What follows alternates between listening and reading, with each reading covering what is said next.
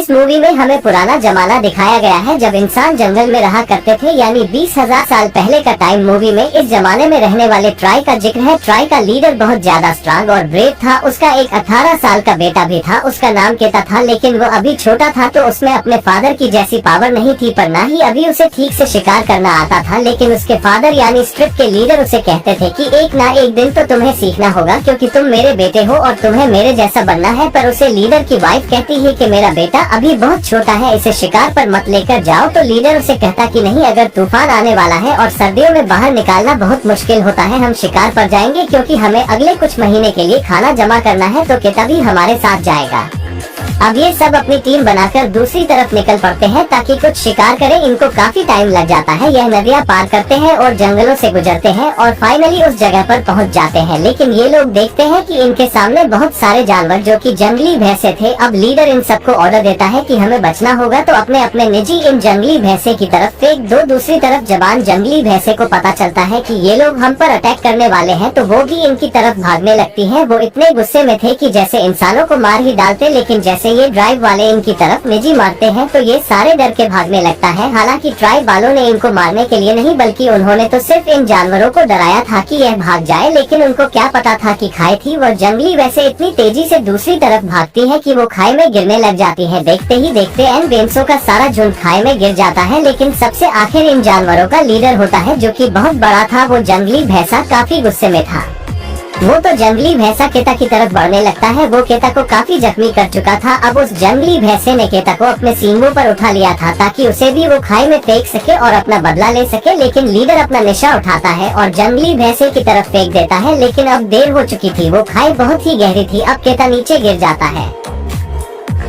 और अब हम कुछ दिन पहले का टाइम देखते हैं जहां पर ये लोग शिकार पर जाने की तैयारी कर रहे थे। ये सब काबिले वालों से कहता है कि चलो मेरे लिए एक औजार बनाकर दिखाओ, कुछ ऐसा बेहतरीन बनाओ जिनसे हमारा शिकार आसानी से हो सके। अब सब अपने अपने औजार बनाने में लग जाते हैं। गेट अभी अपना औजार बनाकर अपने फादर यानी लीडर को दिखता है। लीडर कहता है वो मेरे बेटे ने तो बहुत अच्छा वेपन बनाया। लीडर को एक और लड़के का बनाया गया वेपन पसंद आता है, तो वो बाकी काबिले वालों से कहता है कि हमें इन दोनों की पावर को और चेक करना होगा। वो अपने काबिले वालों से कहता है कि आप इन दोनों को मारे, उनकी स्ट्रेंथ चेक करें। लीडर दूसरी तरफ मुंह कर लेता है क्योंकि उसके बेटे को बीमार पड़ रही थी, लेकिन उसके लिए ऐसा करना जरूरी भी था ताकि वो अपने बेटे की पावर चेक कर सके। अब जब वो लोग मारना बंद करते हैं तो वो लीडर अपने बेटे के पास जाता है और उसे प्यार करता है। उसे कहता है कि इसमें भी तुम पास हुए, तुमने बहुत अच्छा किया, मैं तुमसे खुश हूँ, जल्दी तुम बाकी चीजों में सीख जाओगे। अपने बेटे से कहता है कि तुम्हें शिकार पर भी बहुत अच्छा परफॉर्म करना है। अब रात हो जाती है। लीडर अपनी बीवी के साथ होता है यानी केता की माँ के साथ। तो वो उनसे कहती है कि आप एक बार फिर सोच लेता बेटा, अभी बच्चा है। आप भी जानते हैं कि शिकार के दौरान कितनी प्रॉब्लम्स आई है। तो लीडर कहते हैं अगर वो प्रॉब्लम्स नहीं फेस करेगा तो निकलेगा कैसे, यानी उसमें हिम्मत और पावर कैसे आएगी। उनपे मुश्किलें इसीलिए आई है ताकि हम उन्हें ओवरकम करना सीखें और हमारे लिए भी सब कुछ आसान हो जाए। और वैसे भी तुम्हें घबराने की कोई जरूरत नहीं, वो हमारा बेटा है तो वो हम जैसा बहादुर ही बनेगा। तो लीडर की वाइफ हमसे कहती है कि ठीक है, मुझे आप दोनों पर भरोसा है। और फिर अब वो दिन आ जाता है जब इन लोगों ने शिकार पर निकालना था। ये लीडर अपने लोगों की टीम बनाकर शिकार के लिए निकाल पड़ते हैं। रास्ते में जाते जाते स्टोन्स दिखाई देता है जो कि इनके बाप दादा ने बना रखा था ताकि इनको सही डायरेक्शन का पता चल सके। उस जमाने में लोग इस तरह की चीज बनाकर यहाँ को सही डायरेक्शन का पता चल सके। उस जमाने में लोग इस तरह की चीज बनाकर यहाँ से तारे देखकर डायरेक्शन का पता लगाया करते थे। अब ये लोग चल रहे होते हैं, इनके सामने से इन्हीं के घर का कबीला आता हुआ दिखाई देता है। पता चला है कि वो भी शिकार पर आया है। अब ये सब एक साथ मिल जाते हैं। अब आगे चलकर इन्हें जंगली पेड़ मिलता है। काबिले का लीडर अपने बेटे केता से कहता है कि इसको मारो, इसका शिकार करो, पर इसने आज तक किसी भी जानवर को कुछ नहीं किया था, उसका दिल नहीं चाहता उसे करने का। लीडर कहता है कि अगर ऐसे ही चलता रहा तो तुम कभी भी मेरे बाद इस ट्राइब की लीडर नहीं बन पाओगे, फिर तुम्हारी जगह मुझे किसी और को लीडर बनाना होगा। और रात को इस जगह पहुंचकर ये लोग आग जला लेते हैं और बैठ जाते हैं। अब इन्हें किसी जानवर की आवाज आई है।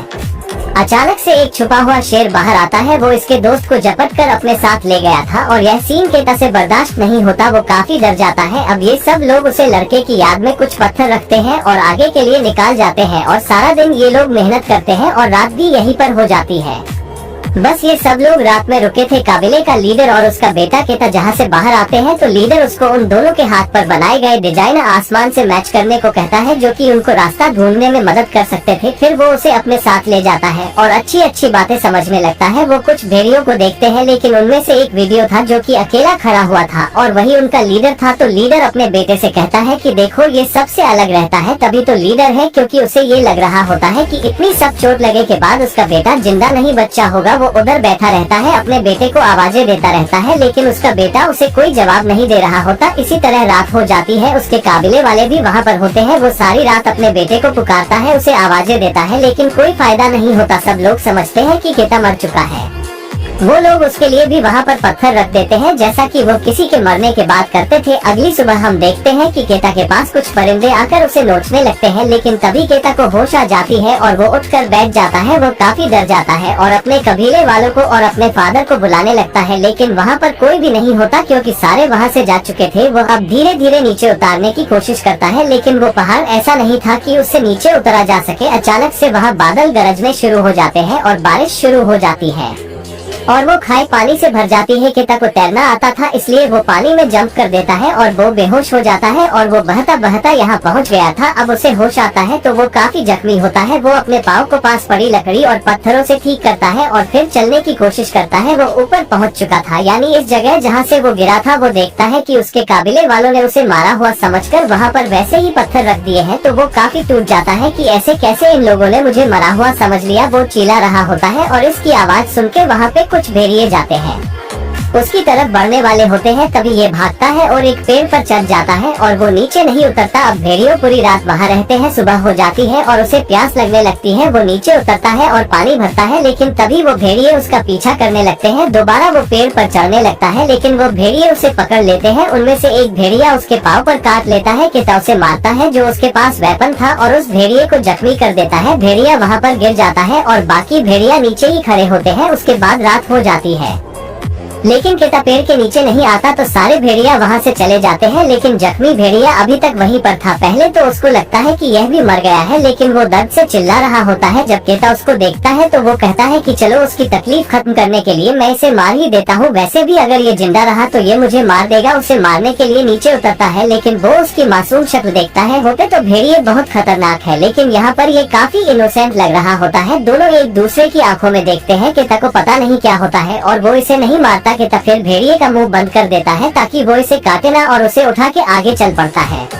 वो उस भेड़िए के साथ एक पहाड़ में आ जाता है और दोनों वहीं पर सो जाते हैं। जब अगली सुबह केता की आँख खुलती है तो वो देखता है कि भेड़िया आराम से बैठा हुआ है, यानी कि वो अटैक नहीं कर रहा। जब उस गुफा में रोशनी फैलती है तो केता देखता है कि वो वहीं पर है जहाँ पर ये लोग आकर बैठा करते थे। वो बाहर जाता है, कुछ हर्ब्स लेता है और उनका मिक्सर बना के अपने जख्म पर लगाने लगता है। केता की नजर उस भेड़िए पर पड़ती है। उस भेड़िए को काफी प्यास लगी हुई थी, तो वो अपने मुंह की रस्सी खुद ही खोल देता है। पहले तो वो केता पर गुड़गुड़ाने लगता है, लेकिन जब वो उसे पानी देता है तो वो पानी पीने लगता है, पर बिल्कुल भी अटैक नहीं करता। केता को भी उस पर तरस आने लगता है। जो हाथ का मिक्सर उसने अपने जख्मों पर लगाने के लिए बनाया था, अब उसे भेड़िए के जख्मों पर भी लगा देता है और भेड़िया भी मजे से लगा रहा होता है। यानी अभी इनमें दोस्ती शुरू हो गई थी। अब इन दोनों को भूख लगी थी, तो केता बाहर जाता है और एक जंगली हैबिट को पकड़कर उसका गोश्त खुद भी खाता है और भेड़िए को भी देता है। फिर ये दिन भी गुजर जाता है और अगला दिन आ जाता है। केता उस भेड़िए के साथ उस गुफा से निकलता है, तो वो भेड़िए को फोर्स करता है कि तुम अपने ग्रुप के साथ वापस जाओ, लेकिन वो भेड़िया तो वहाँ से हिल भी नहीं रहा होता, क्योंकि उसे केता अच्छा लगने लगा था। तो केता खुद ही उसे वहाँ पर अकेला छोड़ के आगे बढ़ने लगता है और चलते चलते उसे शाम हो जाती है, लेकिन उसे काफी डर लग रहा था, जैसे कोई इसका पीछा कर रहा है। और जब वो पीछे मुड़ के देखता है तो ये भेड़िया होता है। वो भेड़िया चुप चुप के उसके पीछे आ रहा था। केता भेड़िए से कहता है कि ना करो मेरा पीछा। उसे डराने के लिए उसकी तरफ लकड़ी भी मारता है, लेकिन वो भेड़िया लकड़ी से खेलने लग जाता है। जब वो भेड़िया वहाँ से किसी तरह भी नहीं जाता तो केता उसे अपने साथ ही ले लेता है। तभी दोनों वहाँ के आगे जाने लगते हैं।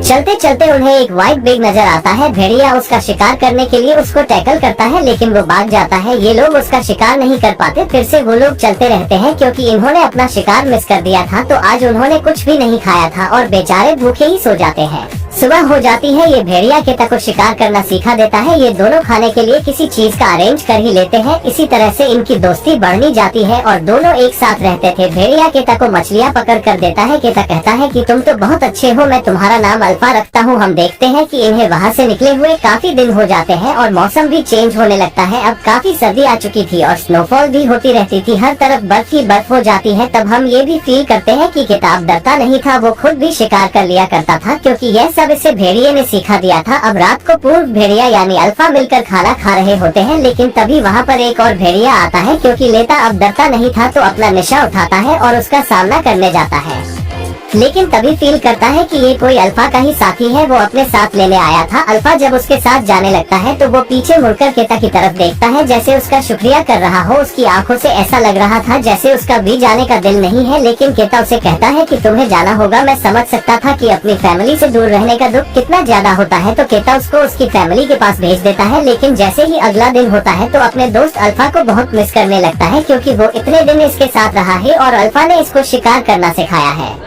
वो बहुत अकेला फील करने लगता है। रात हो जाने पर जब वो सोता है तो उसे ख्वाब में अपने फादर और मदर आते हैं। उसके फादर उसकी माँ को बता रहे होते हैं कि हमारा बेटा अब नहीं रहा, और उसकी माँ पूरी तरह से टूट जाती है और वो कहता है कि मैं ऐसा नहीं होने दूंगा, मैं अपनी माँ को इस दुख में नहीं देख सकता, और जब तक मुझ में हिम्मत है मैं आगे बढ़ूंगा और अपने घर पहुँचूंगा। केता चलने लगता है, सामने ही उसे भेड़ियों का झुंड नजर आता है, तो उसे अल्फा की काफी याद आ रही थी। तब उसे बुलाने के लिए भागने लगता है, लेकिन वो कोई जमा हुआ लेक था, उसके ऊपर से बर्फ टूट जाती है और वो कैटस के अंदर गिर जाता है। पानी बहुत ज्यादा ठंडा होने की वजह से केता जमने लगा था, उससे तैरा भी नहीं जा रहा था। तभी वहाँ पर अल्फा आता है और उसे बचाने की कोशिश करता है। केता नीचे अपना खंजर यानी नाइफ निकलता है, वो नीचे से बर्फ को तोड़कर ऊपर आ जाता है और अल्फा उसे खींचने लगता है। केता काफी खुश था। अब वो दोनों एक साथ आग के पास बैठ जाते हैं, रात को रेस्ट करते हैं। अगली सुबह वो दोबारा से चलने के लिए निकल पड़ते हैं। केता को एक आदमी दिखाई देता है जो कि बैठा हुआ था। जब उसके पास जाता है तो वह आदमी बेचारा बर्फ की वजह से जम चुका था, तो ये देखकर केता बहुत डर जाता है, क्योंकि उसे लग रहा था कि जल्दी वो भी बर्फ में मारा जाएगा। लेकिन अल्फा उसकी गोद में सर रख लेता है, जैसे वो कन्विंस कर रहा हो कि तुमने हिम्मत नहीं हारनी। बिल्कुल उसके साथ ही रहता है और उसकी बॉडी के साथ लग जाता है ताकि उसे गर्मी मिले। ये तो केता कुछ हिम्मत करता है और जो आदमी मर चुका था वो उसके कुछ कपड़े लेता है, तो फिर वो दोनों आगे बढ़ाने लगते हैं। लेकिन तभी उनके पीछे जंगली जानवर पड़ जाते हैं और वो कर में आकर चुप जाते हैं। लेकिन अल्फा वहाँ गुड़गुड़ाने लगता है। उसका मतलब ये था कि यहाँ कोई जंगली और खतरनाक जानवर था। ऐसा ही होता है, वो एक ब्लैक पैंथर होता है और आकर उन पर हमला करने लगता है। लेकिन अल्फा फौरन उसके सामने जाकर उसे लड़ने लगता है। अल्फा काफी जख्मी हो चुका था। केता के पास जो तीर कमान था वो उससे शेर पर शूट कर देता है, जिससे शेर जल्दी मर जाता है। केता को बहुत बुरा लग रहा होता है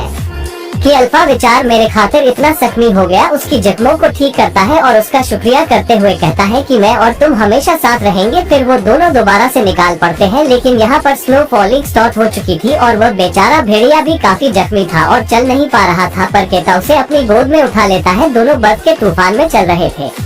दोनों को काफी भूख लग रही थी, क्योंकि इन लोगों ने खाना ही नहीं खाया था। वो दोनों वहीं सो जाते हैं। केता को एक और ख्वाब आता है, इसमें वो अपने पेरेंट्स को देखता है, तो वो उठ के कहता है कि नहीं, मैं हिम्मत नहीं हारने वाला, मैं जरूर अपने घर जाऊंगा। अब वो फिर से चलने लगता है और फाइनली उसका घर आ चुका था। काबिले और उसके पेरेंट्स काफी उदास बैठे हुए थे। उनके भेड़िए को अपनी गोद में उठाया हुआ था। लीडर ये देखते हैं कि मेरा बेटा आ चुका है, तो वो फौरन उसके पास जाते हैं। वो इतने खुश थे कि मैं आपको क्या बताऊं। बेटा उनकी तरफ हाथ बढ़ाकर कहता है कि मैं वैसा बन गया जैसे आप चाहते थे, अब आपको मुझ पर फक्र है। तो लीडर अपने बेटे को अपने गले से लगा लेता है और कहते हैं, हाँ मेरी जान, मुझे फक्र है तुम पर। उसकी माँ भी बहुत खुश होती है और उसको गले से लगा लेती है। केता को आग के पास रखा जाता है और उनके जख्मों को ठीक किया जाता है। वुल्फ एक फैमिली थी, वो छोटे छोटे बच्चों को जन्म देती है। ये काबिले वाले इन सबको बहुत प्यार करते हैं और सब भेड़िए बड़े हो चुके थे। तो यही इस मूवी की एंडिंग होती है।